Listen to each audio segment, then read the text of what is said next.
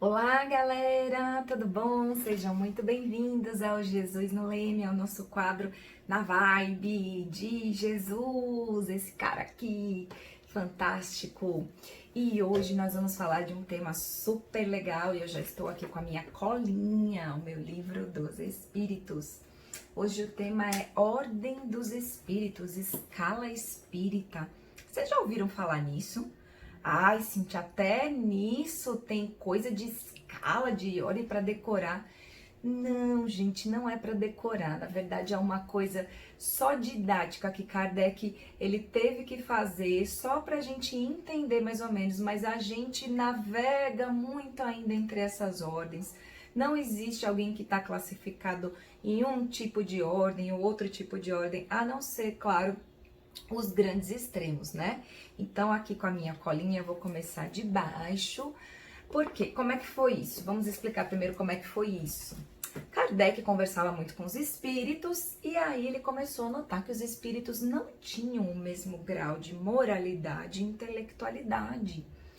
E aí ele falou, vocês não têm o mesmo tipo de evolução. E aí ele passou de entrevistador para investigador. Aí como é que funcionou isso, Cíntia? Funcionou assim. Chegava lá um espírito para conversar com ele, Sócrates. Aí ele, quem é você? Sócrates? Sócrates, o filósofo ou jogador de futebol? Diga aí então, me fala aí algumas coisas da filosofia. E aí ele começou a perguntar para esses espíritos como que era a moradia deles, aonde eles viviam. E aí eu vou falar um pouquinho sobre isso.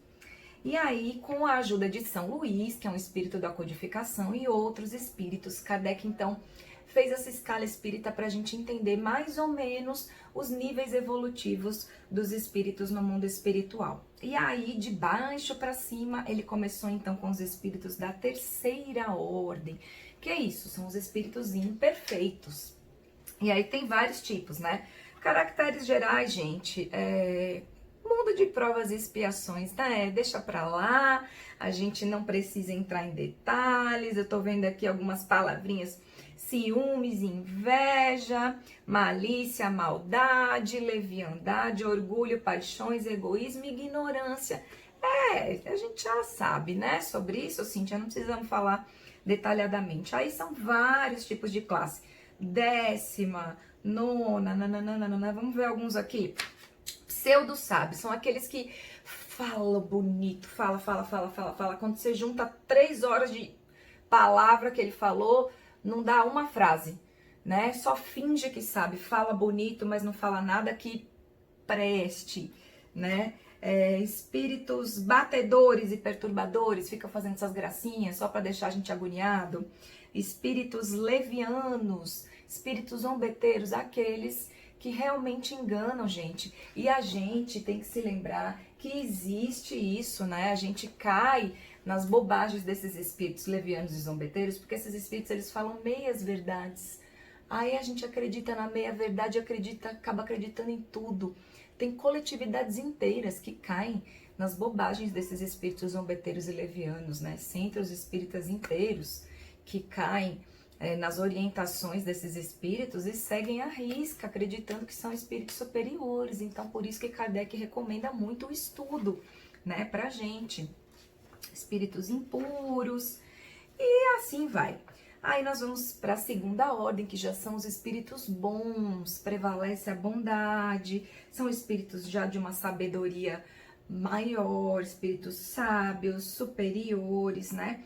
Já é uma ordem em que o bem vai predominar, as qualidades vão predominar, mas não são ainda espíritos perfeitos.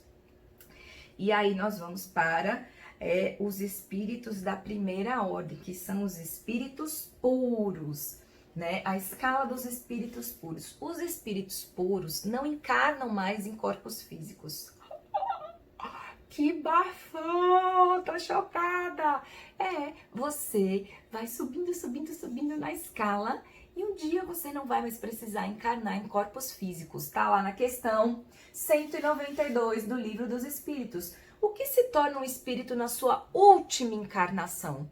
Será que você tá na sua última encarnação? Eu acho que dá tempo, hein? Paulo de Tarso, ó, numa encarnação, ele dizimou toda a população cristã e depois virou o vaso escolhido de Jesus e foi recebido por ele no mundo espiritual.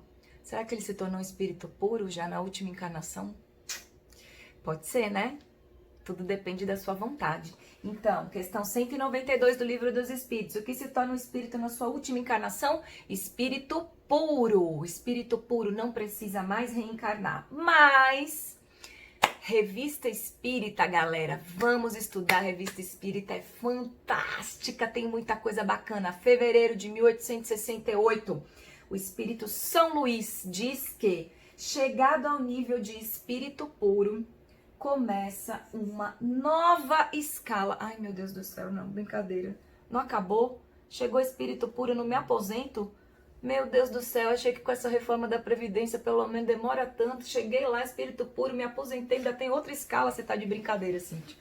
Pois é, pessoal, São Luís veio contar isso pra gente, que chegou no espírito puro, vai começar uma nova escala. A escala dos Cristos. São os últimos degraus dessa escala dos espíritos puros. E essa escala dos Cristos são espíritos formados por espíritos que não estão mais sujeitos ao erro, mesmo quando encarnados. Peraí, que Allan Kardec falou duas coisas extremamente importantes. Primeira, você está sujeito ao erro. Mesmo se você for um anjo encarnado, você ainda pode errar. Vide Alcione no livro Renúncia, que estava lá tranquila em Sírios, e quando ela resolve ir atrás do seu amor, reencarnar, o seu espírito superior, seu mentor, falou: Alcione, você tem certeza, Alcione? Não faz isso não. É tão perigoso, você já tá aqui, você não precisa mais disso, você não precisa mais reencarnar. Tantos espíritos vão para missões perigosas na Terra e não voltam. Não voltam porque erram, porque se endividam, porque criam débitos e lá tem que ficar até quitar os últimos débitos. E já eram espíritos puros, mas sujeitos ao erro. Quando você chega no patamar de um Cristo, você não está mais sujeito ao erro, mesmo quando encarnado. Quando o nosso Jesus Cristo esteve encarnado, ele já não estava mais sujeito ao erro. E existe, então, uma terceira escala depois dessa. Ai, não, Cid, não, tô ficando tonto já. Agora eu desanimei. Agora eu vou dar um pause no vídeo e vou desligar. Você me dá licença que eu vou tomar um café. Então, vamos continuar. Existe a escala dos Cristos. Chico Xavier, no livro O Espírito e o Tempo, numa entrevista feita por Herculano Pires, ele diz assim, com aquele jeitinho dele, mineirinho todo, né? Com toda licença e o respeito ao nosso Senhor Jesus Cristo, mas o Cristo do sistema solar tem um poder de criação muito maior do que o nosso Senhor Jesus Cristo. Então nós temos o Cristo do orbe terrestre, o Cristo do sistema solar, o Cristo dos sistemas solares, o Cristo dos Cristos. Deu tontura? Pois é para dar tontura mesmo. É isso, gente. A escala, ela não para, ela não termina. O que eu tô querendo dizer com isso? A infinidade, a eternidade, essa é a beleza da vida. Essa é a beleza. Eu não tô querendo dizer isso para vocês agora se preocuparem com os Cristos, né?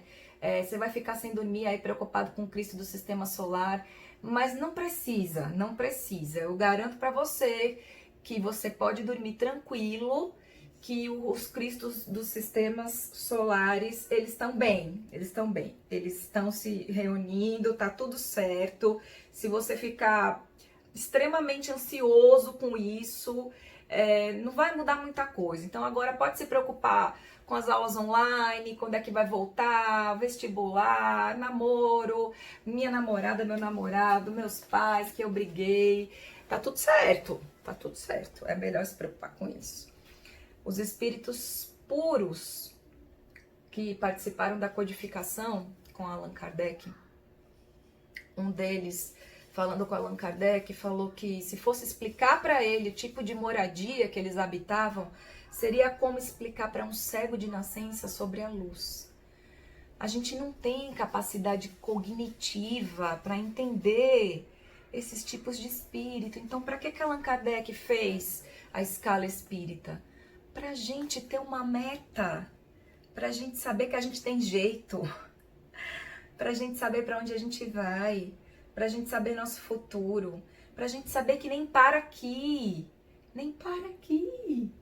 né? Pra gente saber que a bondade de Deus é imensa, é muito grande, e o nosso destino é a felicidade, é o bem, é o bem. Por mais que eu me emburre agora e diga, eu não quero melhorar, eu tô com raiva do mundo, tô com raiva de mim, eu quero ficar emburrada, perder o playboy. Uma hora você vai enjoar, e vai cansar, e vai evoluir, e vai se melhorar. E vai ser um Cristo responsável por uma galáxia e outras galáxias. E você vai ser muito feliz. É só isso que eu queria te dizer. E a gente fica por aqui. Qualquer dúvida, manda aí o comentário. Deixa o joinha, o seu like se você gostou. Compartilhe. Mande aí pra gente o que vocês gostariam de ver. Tô sentindo falta dos comentários. Estamos morrendo de saudade dos nossos encontros.